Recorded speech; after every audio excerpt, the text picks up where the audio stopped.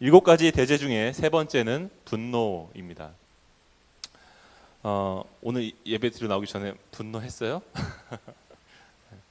며칠 전 안타까운 뉴스가 있었죠.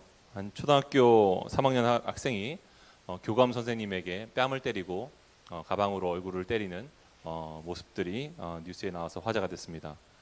여러 학교에서 이미 비슷한 사고 끝에 전학을 반복했던 아이라고 합니다. 심리 치료가 필요한 상태라고 학교에서는 권고했는데 부모가 인정하지 않았습니다. 그래서 사람들이 분노했던 지점은 그 아이의 행동에 있는 게 아니라 사실은 그 아이의 부모가 와서 그 담당 선생님을 폭언과 폭력으로 행동했다라는 지점에서 사람들이 분노를 했죠. 선생님 무슨 잘못이 있습니까? 네. 우리는 이런 일을 볼 때 분노하죠. 영화 제목처럼 복수는 나의 것이라는 생각이 들기도 합니다. 대신 복수해주고 싶어요. 네. 사실 분노라는 주제는요, 우리 일상 속에서 자주 우리가 겪는 감정이죠. 꼭 이런 불의한 상황만 아니라 가족 간에 또 친구들 사이에서 회사 내에서 관계가 얽혀 있는 모든 관계에서 우리는 분노의 감정을 느낍니다. 우리의 일상적인 감정이 분노라면 오늘 성경의 이 주제는 우리에게 너무나도 필요해요. 저는 오늘 분노라는 주제를 가지고 성경이 어떻게 다루고 있는가 세 가지를 살펴보기 원하는데요. 먼저는 분노는 지극히 자연스러운 감정이라는 겁니다. 분노는 자연스러운 감정이에요. 둘째는 분노는 하지만 길들여져야 되는 감정입니다. 마지막으로 하나님의 사랑에서 촉발되는 분노. 하나님은 사랑에서 촉발되는 분노를 하신다는 거예요. 하나님은 사랑에서 촉발되는 분노를 하십니다. 자, 첫 번째 주제인데요. 분노는 자연스러운 감정이죠. 그러면 여러분에게 질문해 보겠습니다. 분노는 악입니까? 이노야? 고개를 저었는데. 여러분, 성경은 분노가 하나님의 속성이라고 말합니다. 흔히 사랑의 반대가 분노라고 생각하지만 사랑의 반대는 분노가 아니에요. 사랑의 반대는 무관심입니다. 사랑의 반대는 무관심이에요. 여러분,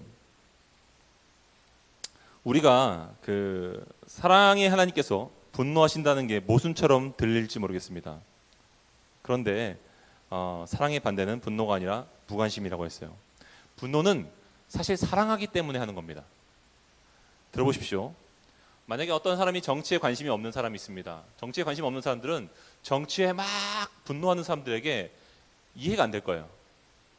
왜 이해가 안 되냐면 이 사람에게 정치는 중요하지 않거든요.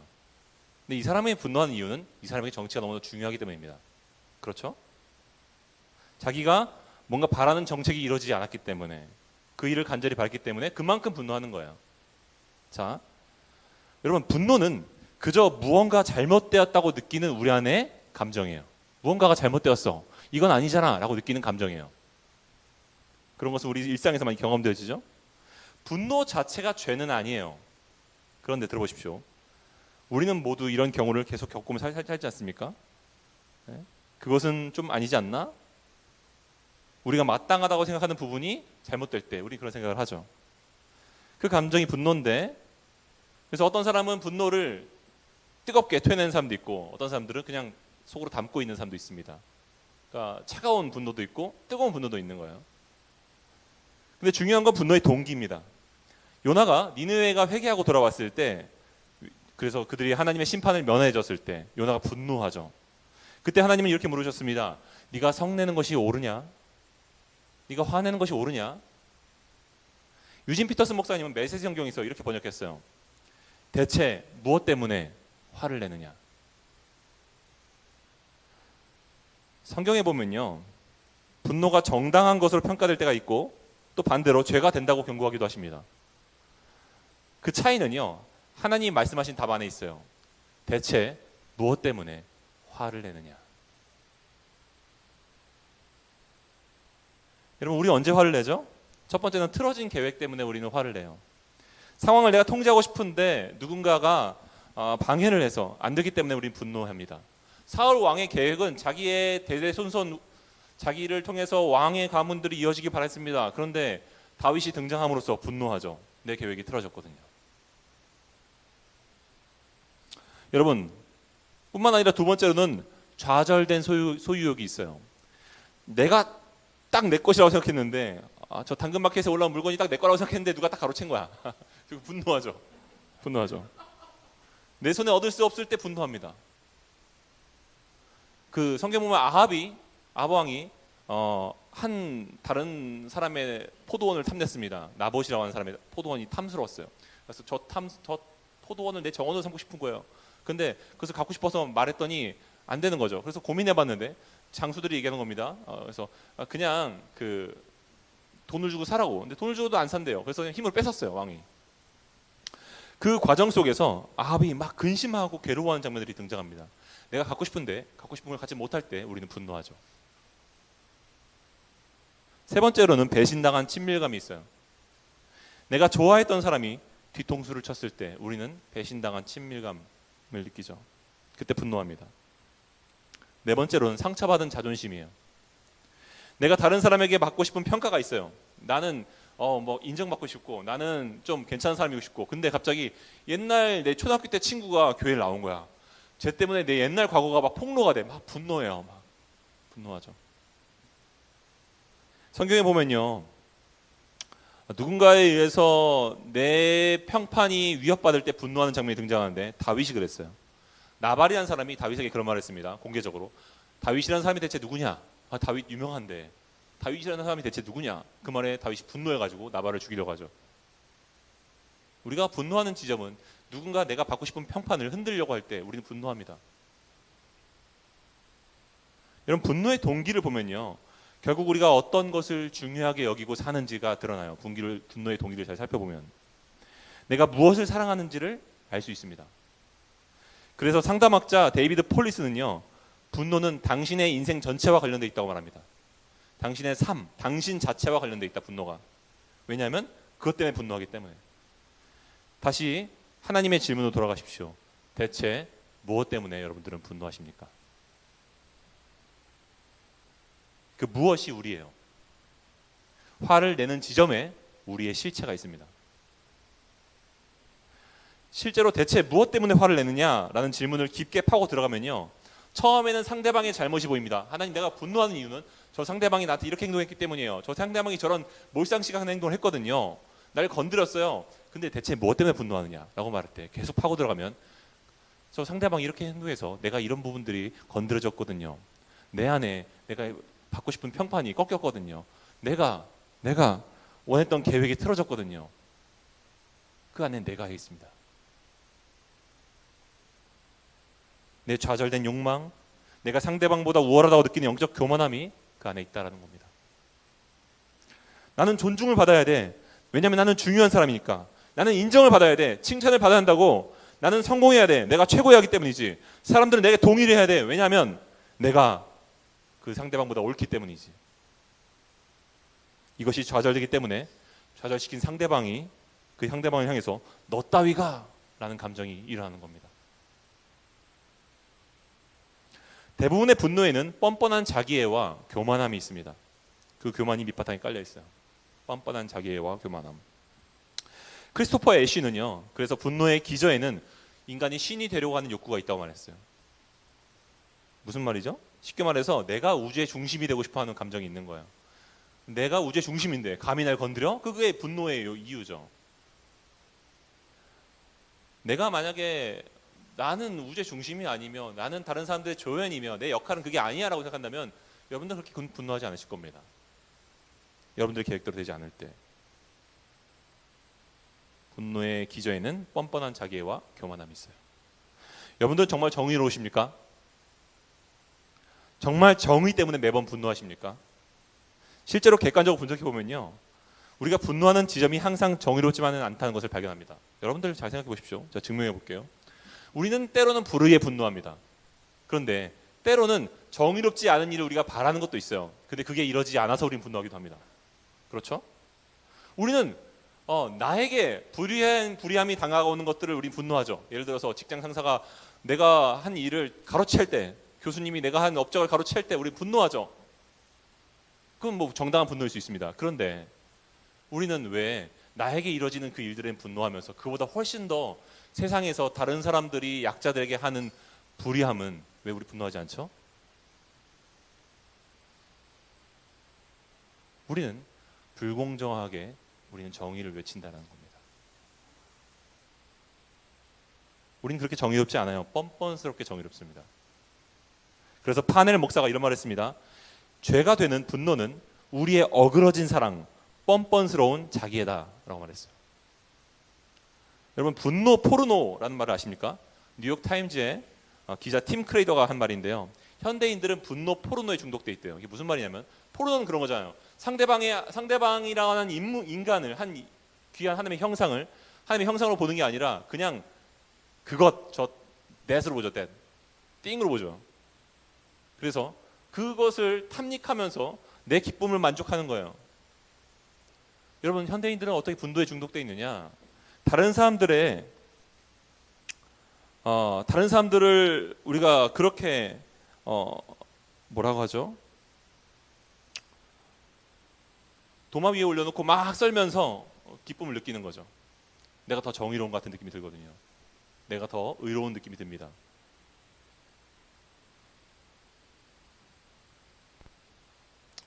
왜냐하면 누군가를 가해자로 몰아넣으면 자신이 옳다고 생각하기 느낌이 들기 때문이죠. 심리학자 알프레드 아들러가 이런 말을 했습니다. 인간 이해라는 책에서 분노는 다른 사람의 불이익이라는 희생을 대가로 내 자존심을 고조시키는 값싼 기술이다. 왜 막 분노하면서 다른 사람을 막 도마 위에 놓고 썰죠?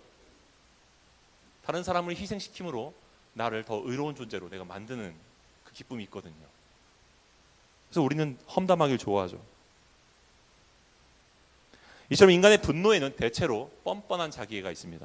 그리고 교만이 자리 잡고 있어요. 야고보서 1장 20절 한번 보죠. 같이 읽어보겠습니다. 시작. 사람이 성내는 것이, 분노하는 것이 하나님의 의를 이루지 못합니다. 분노는 자연스러운 감정이지만 우리의 정의가 자기를 향해서만 기울어져 있기 때문에 올바른 방향으로 길들여져야 됩니다. 두 번째 주제로 넘어가겠습니다. 분노 자체는 자연스러운 감정이지만 길들여져야 되는 감정이에요. 저는 초등학교 3학년 아이의 그 뉴스를 접하고 탄식이 나왔습니다. 왜냐하면 그 아이가 어떤 상태인지 충분히 예상이 되고 그 부모가 어떤 경우인지 학교가 어떤 상황일지 경험적으로 저는 알고 있기 때문입니다. 3년 전에 저희 첫째 아들 하랑이가 초등학교 1학년 때 유산일을 겪었어요. 학교에 가고 나서 알게 됐습니다. 이 아이에게 과잉 행동 장애가 있다는 것을 알게 되었고 감정 조절이 안 돼서 학교에서 약물 치료가 필요하다는 권고를 받았습니다. 이 아이의 부모 그때 갈등이 있었어요. 이 아이의 자연 그대로의 상태로 그냥 두면 안 되나? 근데 그러면 이 아이는 가장 자연스러운 행동을 하겠죠. 그런데 저희는 결국에는 학교의 권고를 들었습니다. 왜냐하면 이 아이의 주변에 있는 사람들만 아니라 결과적으로는 이 아이에게도 분노를 제어할 필요가 이 아이를 위해서도 있었기 때문입니다. 다른 사람들이 나 때문에 괴로워하는 모습을 하랑이가 너무 스스로 괴로워했거든요. 근데 그게 제어가 안 되는 거예요. 그래서 지난 4년 동안 병원의 도움을 받았습니다. 그 결과 3학년 때 하랑이는 소풍에 가서 되게 외로움을 느꼈어요. 근데 올해 4학년 때 하랑이는 소풍에 가서 즐거움을 느꼈습니다. 분노의 감정을 절제했더니 아이가 사람들과 행복하게 지내기 시작했어요. 분노를 다스리면 자기가 행복해집니다. 여러분 신약 성경에 보면요, 예수님은 살인과 분노를 둘 다 같은 선상에 놓고 말씀하셨거든요. 왜 그럴까요? 분노는 저지르지 않은, 실행에 옮기지 않은 살인에게 불과하기 때문입니다. 여러분 한번 생각해 보십시오. 분노하잖아요. 우리가 분노하기 시작하면요, 상대방을 비인간화하기 시작합니다. 그리고 점점 더 무참히 증오하죠. 그리고 막 머릿속에는 상상력이 들어요. 괴롭히고 싶은 막 그런 감정이 들어요. 어떻게 괴롭힐까 막 그런 생각이 들기도 해요. 어떻게 복수하지? 언제 어떤 계획으로? 만약에 여러분 가정을 한번 해보십시오. 우리가 실행에 옮기진 않지만 만약에 여러분들의 드는 그 감정을 막 따라서 우리의 분노를 최대치로 자유롭게 표현하신다면 어떻게 될까요? 우리는 사람을 죽일 겁니다. 우리 사람을 증오할 때 우리 사람을 죽일 거예요. 우리의 이성이 제어해서 그렇지. 그리고 환경에, 우리가 법에 두려움을 느껴서 제어해서 그렇지. 우리의 증오의 심에 분탈 때 우리는 사람을 죽일 겁니다. 실행에 옮기지 않은 살인이에요. 분노는. 그렇지 않습니까? 여러분, 가인이 형제 아벨을 왜 죽였죠? 분노해서 죽였습니다. 하나님께서 가인의 마음이 뒤틀어진 것을 보시고 가인에게 경고하셨습니다. 이렇게 말씀하셨죠.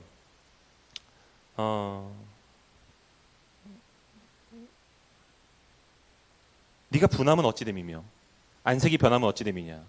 죄가 너를 원하나 너는 죄를 다스릴지니라. 그런데 가인은 자기의 감정을 다스리지 않았어요. 하나님의 경고를 무시했습니다. 자기의 분노를 제한 없이 표현했고 돌로 쳐서 동생을 죽였죠. 그 다음에 정신이 번쩍 차려졌습니다. 여러분, 분노는 관계에도 좋지 않지만 자신에게도 치명적이에요. 순간의 분노로 직장을 잃어버리는 사람들이 있습니다. 퇴직까지는 아니어도 승진의 기회가 막히는 경우가 있어요. 계속 분노하니까. 그런 사람들을 못 쓰는 거죠. 여러분, 분노를 다스리지 않으면 신체적으로 건강에 영향을 미친다는 의학계의 평가들이 있습니다. 한 의사는 이런 말을 했어요. 내가 돌봤던 내과 환자들 중에서 70%는 자기의 분노를, 감정을 다스리지 못해서 발생한 병입니다. 여러분, 뿐만 아니라 분노는요, 크리스천들에게 위험해요. 왜냐하면 분노의 감정이 들면요, 먼저 여러분들이 영적으로 무력해지실 겁니다. 실제로 오늘 낮에 엄마랑 싸우고 온 아이는, 청년은 예배를 드리면서 예배 안에서 계속 그 분노의 감정이 사그러들지 않을 거예요. 예배에 말씀이 들어오지 않을 겁니다. 여러분들 예배 유익을 얻지 못하실 거예요.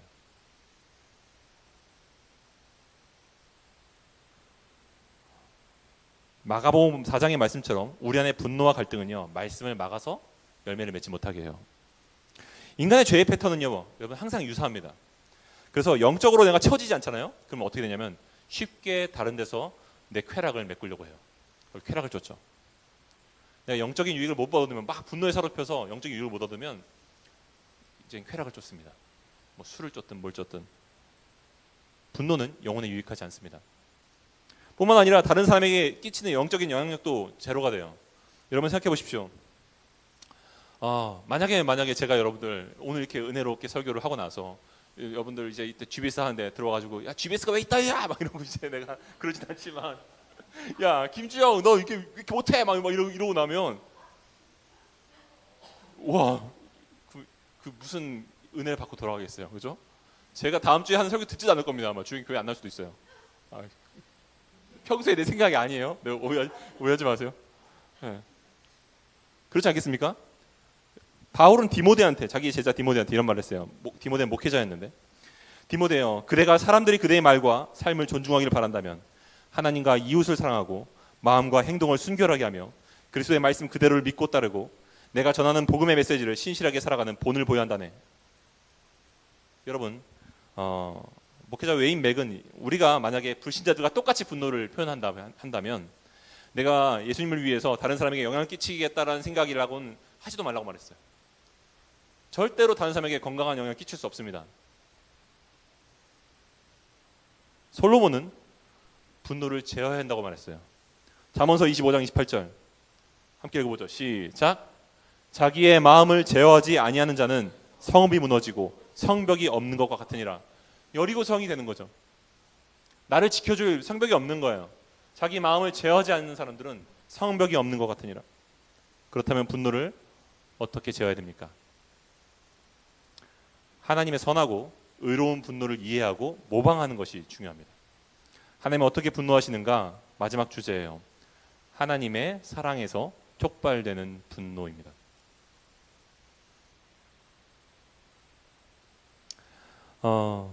제가 청년들을 만나다 보니까 많은 청년들이 어떤 분노의 감정을 직장에서 많이 느끼더라고요. 네, 그럴 수밖에 없죠.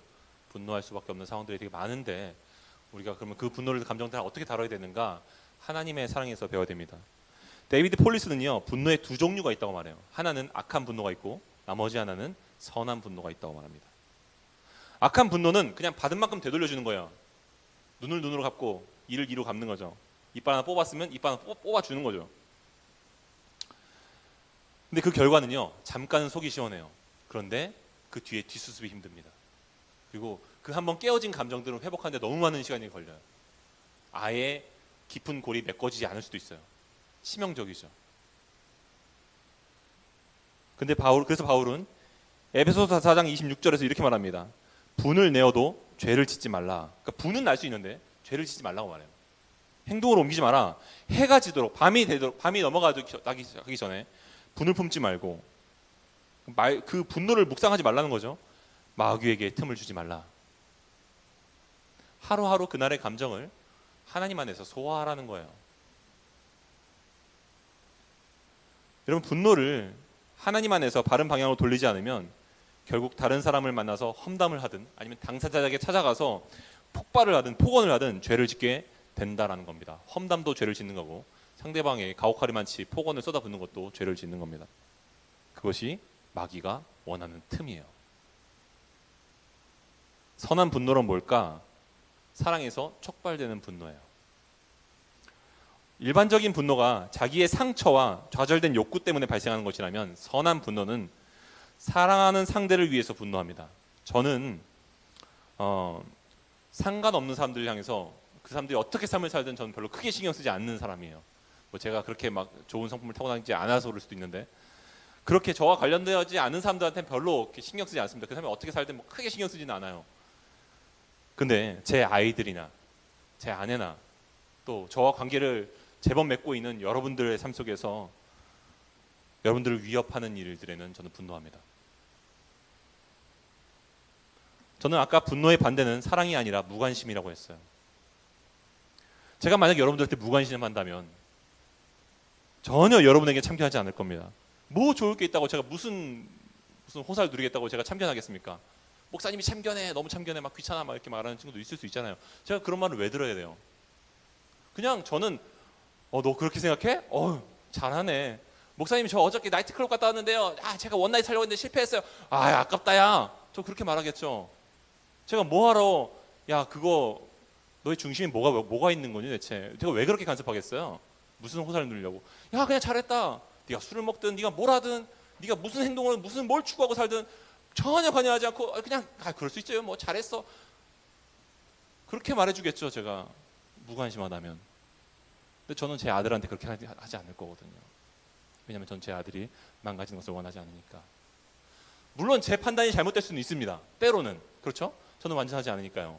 그렇지만 적어도 제가 아는 한 제 아이를 위한 일을 저는 이야기할 겁니다.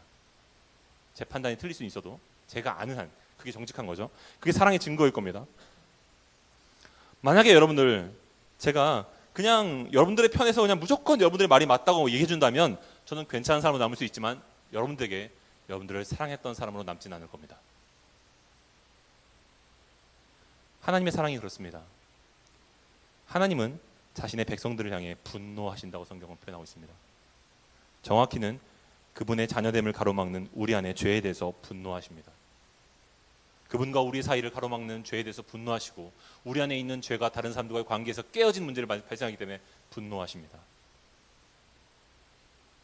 우리를 흉악하게 만들고 결국 우리를 아프게 만들고 다치게 만드는 그 유혹과 탐심과 짧은 생각에 대해서 하나님은 분노하십니다. 너의 인생이니 네가 알아서 하는 거지 라고 하지 않으세요.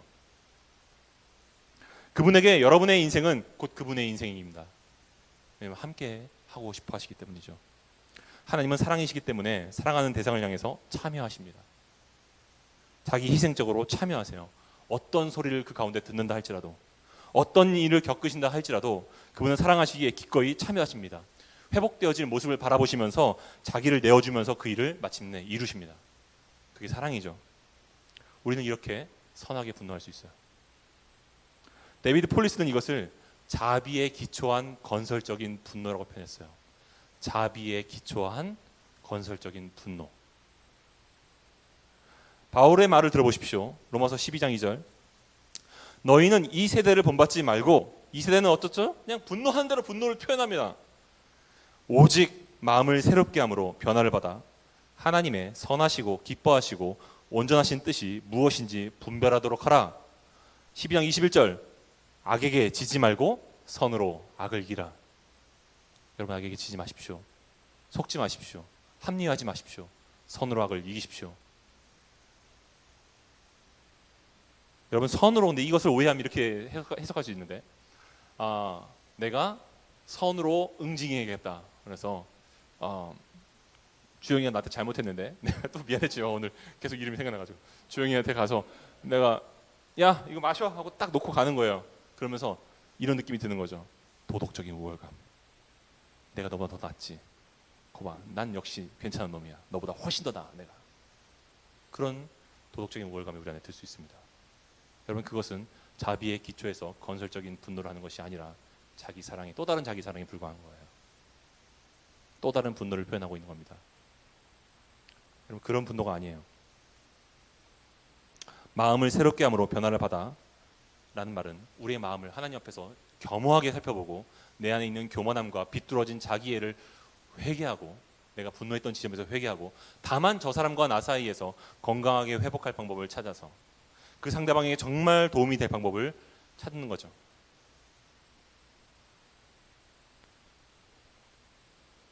하나님께서 기뻐하시는 일을 쫓아서 그를 사랑하면서 나가는 겁니다. 웨인 맥은요, 그리스도인들은 생과일 오렌지 주스와 같다고 말했어요. 이게 무슨 말이냐면 그 생과일 오렌지 주스를 갈아서 냉장고에 넣어놓잖아요. 좀 시간이 지나면 어떤 일이 벌어지죠? 침전물들이 가라앉죠, 그죠? 위에는 맑은 물이 있지만 실제로 오렌지 주스 같지 않아요, 그죠? 이거 흔들어줘야 이렇게 오렌지 주스 다 어지죠, 그죠? 마찬가지로 그리스도인들은 평상시에 분노를 어떻게 조절해야 되는지 하나님의 복음이 뭐라고 말하고 있는지를 다 알고 있습니다. 많이들 알고 있어요. 많이 들어왔기 때문에. 그렇지만 전혀 작동하지 않았습니다. 냉장고에 넣은 오렌지 주스와 같아서. 어떻게 우리는 그 복음을 살아낼 수 있느냐? 저어줘야 돼요. 말씀을 읽음으로. 말씀 앞에 나아가서 계속 저어줘야 됩니다. 그 가운데 우리는 복음을 살아낼 수 있는 자기 검열과 자기 점검과 그리고 그 복음에 반응할 수 있는 시간들을 확보할 수 있는 거예요. 저어주지 않아서 그래요. 아, 내가 아는데 그거 안 되는 거잖아요. 목사님, 그거는 불가능한 거잖아요. 아니요, 저어주지 않아서 그래요. 충분하게 안 저어줘서 그래요. 저어줘야 됩니다. 바울은 로마서 12장에서 이렇게 말합니다. 12장 17절, 아무에게도 악으로 갚지 말고 모든 사람 앞에서 선한 일을 도모해라. 여기서 도모해라 라는 말은 계획을 세우다라는 뜻이에요. 여러분, 선한 일은 복음을 묵상한 다음에 여러분들의 선한 일은 그냥 나오는 게 아니에요. 그냥 막 자발적으로 나오는 게 아닙니다. 나오지 않으니까 뭐 그것은 불가능한 거 아닙니까? 아니에요. 계획을 세우라고 말하고 있어요. 성경은. 선한 일은 계획을 세우는 겁니다. 말씀 앞에서 내 자신을 돌아보고 그 다음에 상대방과 내 자신에서 건설적인 방법을 찾아서 계획을 세우는 겁니다. 어떻게 이 화해를 하러 나가지? 어떻게 손을 내밀지? 어떻게 대화를 풀어가지? 계획을 세우는 겁니다. 그럴 때 우린 자비의 기초에서 분노를 행할 수 있죠. 신학자 폴 트립이 지금 누리는 하나님의 나라는 책에서 만났던 한 내담자를 소개하는데요. 제가 읽어드릴게요. 사라는 여자아이입니다. 외국에.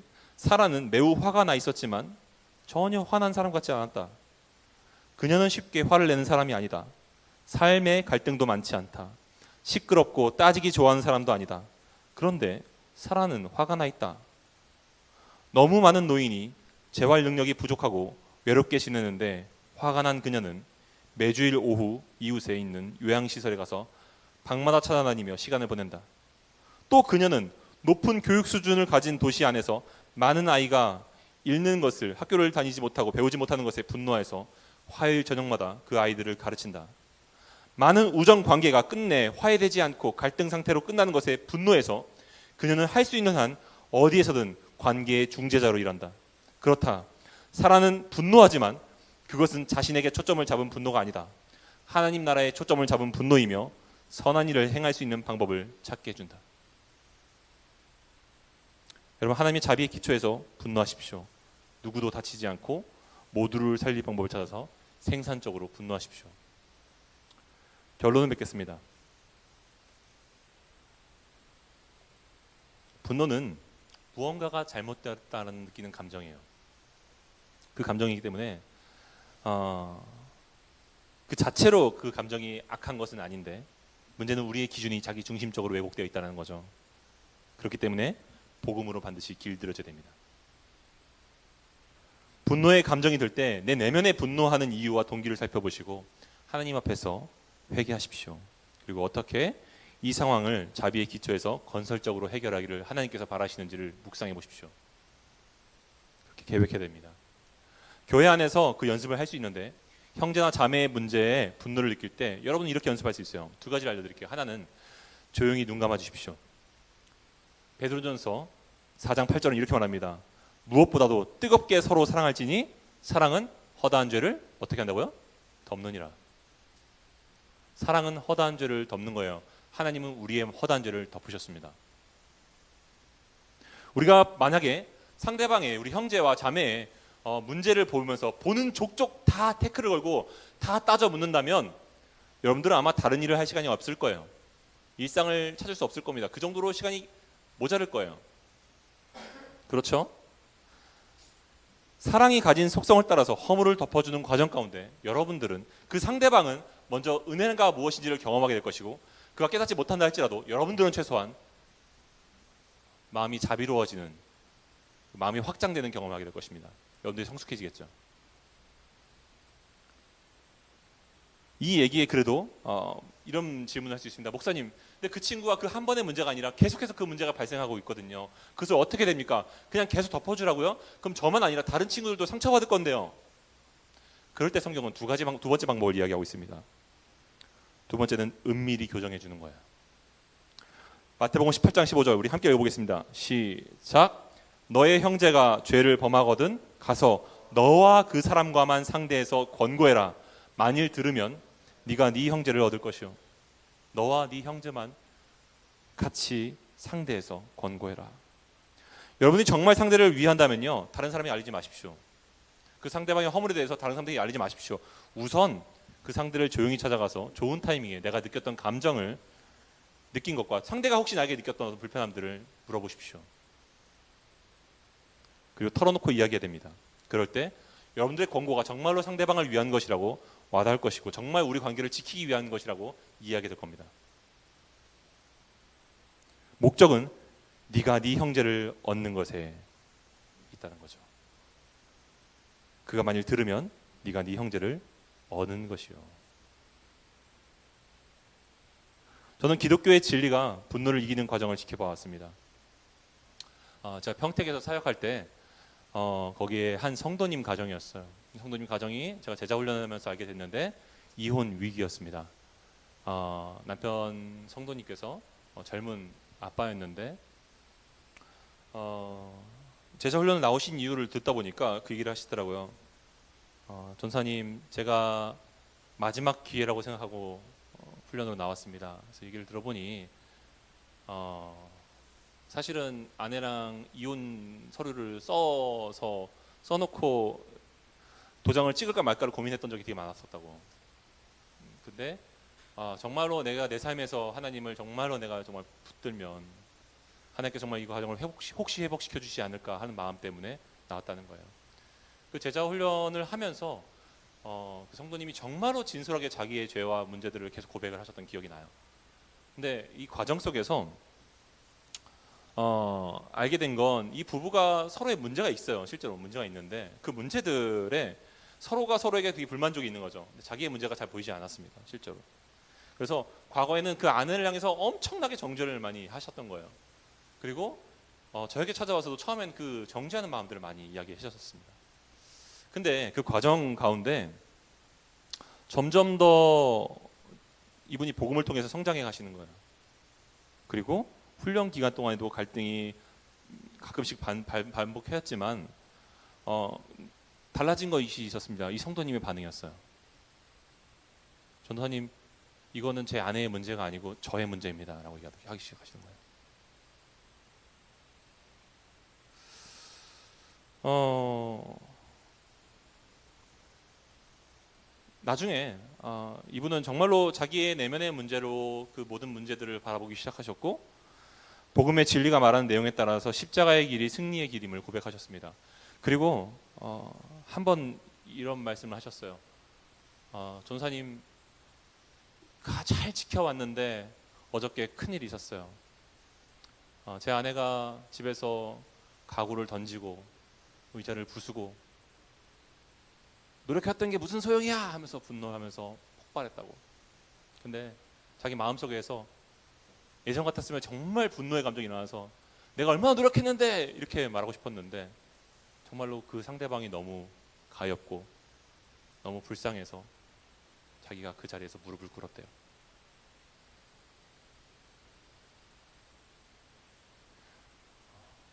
이혼하자고 외치고 있는 그 아내에게 내가 어떻게든 더 노력해보겠다. 난 이 관계를 정말 회복하길 원하고 우리 아이들에게 엄마와 아빠를 주기를 원한다. 그 마음 가운데 계속 그렇게 말하면서 마음속으로 기도했대요. 하나님, 우리 가정을 지켜주세요. 십자가의 능력으로 지켜주세요. 그 가정은 10년째 지금 가정을 화목하게 이루어가고 있습니다. 얼마 전에 통화했어요. 여러분, 예수님은 우리가 분노하는 이유를 잘 아십니다. 그분은 우리의 마음이 어린 시절의 상처와 결핍으로 망가진 것도 아파하시고요. 그분은 우리의 삶이 원하지 않는 분노로 인해 피폐해질 수 있음도 아셨기 때문에 우리의 분노에 기저 있는 죄의 문제를 향해서 분노하셨고 십자가 위에서 그 모든 문제를 못 박으셨습니다. 로마서 12장 19절에 너희가 친히 원수를 갚지 말고 하나님의 진노하심에 맡겨라. 원수 갚는 것이 내게 있으니 내가 갚으리라고 하신 다음에 그분은 우리의 마음의 분노가 해결될 수 있는 유일한 길로 우리의 분노를 그분 자신의 몸에 감당시키셨습니다. 우리가 바라는 심판은 그분의 몸 안에서, 육체 안에서 다 이루어졌습니다. 여러분들이 누군가를 죽이고 싶습니까? 누군가 그렇게 증오하십니까? 그 증오를 주님이 몸으로 다 받으셨습니다.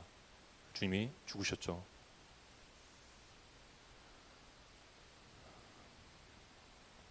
그래서 더 이상 우리는 복수를 실행하지 않아도 됩니다. 우리의 모든 분노의 앞으로의 상황들도 복수를 실행하지 않으셔도 됩니다. 만약에 우리가 그럼에도 불구하고 더 다른 사람을 심판하기 원한다면 여러분들은 부당한 일에 행동하고 계신 겁니다. 왜냐하면 그 심판은 이미 이루어졌는데 여러분들은 그 심판이 부족하다고 말하고 있기 때문입니다. 사랑하는 성도 여러분, 예수님은 우리를 분노의 저주에서 구하기 위해 자기 몸을 쳐서 희생시키셨습니다. 자비의 기초에 건설적으로 분노하신 결과가 십자가예요. 분노할 때 여러분 십자가를 바라보십시오. 그리고 그 사랑 앞으로 나오십시오. 그분 안에서 우리는 분노를 새롭게 대할 수 있게 되는 겁니다. 기도하시겠습니다. 하나님, 우리는 분노하는 일이 참 많습니다. 때론 차갑게, 때론 뜨겁게 우리는 분노합니다. 그런데 오늘 말씀을 통해서 분노의 원인은 우리 앞에 있는 대상과 상황보다 우리 기저에 있는 교만함과 뻔뻔한 자기의 힘이 있음을 발견했습니다. 우리의 이기적으로 왜곡된 사랑이 문제임을 고백합니다. 주님, 갈등이 있을 때, 문제가 발견될 때 주님은 상대를 향해 증오하지 않으시고 문제를 해결하셨습니다. 상대를 얻기 위해서 자기를 기꺼이 희생시키셨습니다. 주님은 그렇게 우리를 얻으셨습니다. 그 진리와 사랑 안에서 우리도 주님과 같이 자비에 기초하여 화목을 향해 선하게 분노하는 우리가 되기를 원합니다. 교회 안에 그런 연습과 노력이 더해져 우리 모든 공동체원들이 주님 더 닮게 하여 주옵소서. 예수님의 이름으로 기도합니다. 아멘.